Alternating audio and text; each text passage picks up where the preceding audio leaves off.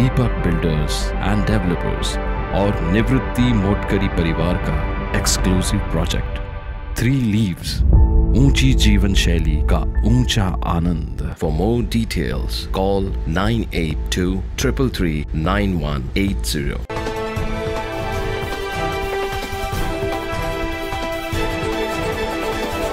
नाशिक शहरात गुन्हेगारीच्या घटनात दिवसेंदिवस वाढ होत आहे। सातपूर अशोकनगर येथील विश्वासनगर भागातील पोलीस चौकीपासून हाकेच्या अंतरावर असलेल्या नीलकंठेश्वर महादेव मंदिरात रात्रीच्या सुमारास अज्ञात चोरट्यांनी चक्क देवाच्या दागिन्यांवर डल्ला मारल्याचा धक्कादायक प्रकार समोर आलाय। देवाच्या दागिन्यांची चोरी झाल्याने स्थानिक नागरिक संतप्त झाले आहेत। देवाच्या दागिन्यांची चोरी करणाऱ्या चोरट्यांचा लवकरात लवकर बंदोबस्त करावा, तसेच सातपूर परिसरात पोलिसांनी रात्रीच्या वेळी गस्त वाढवावा अशी मागणी स्थानिक नागरिकांकडून केली जात आहे।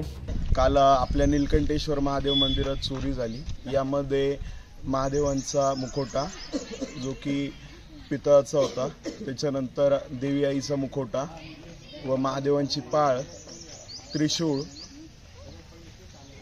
त्याच्यानंतर अभिषेक करण्याचा जलधारा, हे सर्व वस्तू गायब झालेले। तसेच दानपेटी फोडण्यात आलेली आहे, जिच्यामध्ये जवळजवळ 50,000च्या वरती ऐवज होता, 50,000च्या वरती देणगी होती। आमची महाशिवरात्रीची तयारी होती।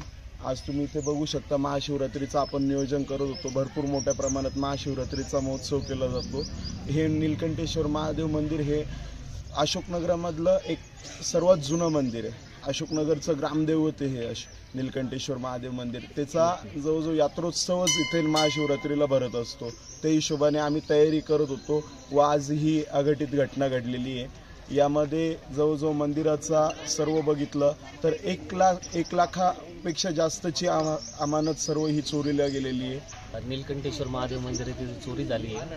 तर ह्या मंदिराची स्थापना 2000 साली झालेली होती। तेव्हापासून इथलच्या परिसरातील लोक ह्या मंदिराची पूजा करत आहेत। आजपर्यंत अशी घटना झाली नव्हती, आणि आता ही घटना झालेली आहे। जवळजवळ 1,00,000-1.25 लाखाच्या आसपास हा मुद्देमाल होता, तर तो चोरी झालेला आहे। तो आता जेणेकरून बंद केलाय त्यांनी। ते QR स्कॅन होते, मागे स्कॅन होत होते, आता बिलकुल स्कॅन करत नाही। पोलिसांचा 3 ते 4 दरम्यान चोरी करण्याचा वेळ राहतो, त्या टायमाला पोलिसांचा एक सुद्धा इथे राऊंड होत नाही। शेजारी नजदीकच्याच हाकेच्या अंतरावर पोलीस स्टेशन आहे, तरी इथे चोरी होता। यात चोरट्यांनी जवळपास 1 ते 1.5 लाख रुपयांचे देवाचे आभूषण चोरट्यांनी चोरून नेल्याचे समजतंय।